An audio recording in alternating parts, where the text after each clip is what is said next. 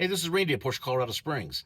Today in our how-to video, I'm going to demonstrate how to turn on Apple CarPlay in either a 718 Cayman or a Boxster. So first of all, we have two USB slots in the Cayman and Boxster. One is up here. It's traditional USB. This is for like an auxiliary if you want to use that. The other one that you want to do and use for Apple CarPlay is in the center console. This one I've already plugged in my cord here. And so what we're going to do, I'm going to go ahead and start the car. All you do is take your plug here, plug it into your phone. This happens to be an iPhone 13.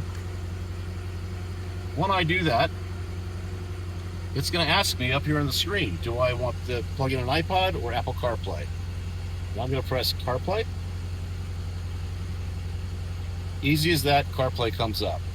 If for some reason you're not seeing it, there is a way that you can connect to your phone, connect the smartphone link, connect your cord, then you'll be connected to CarPlay again. Any questions, reach out. Randy Wade at Porsche Colorado Springs. My direct number is 719-219-5016.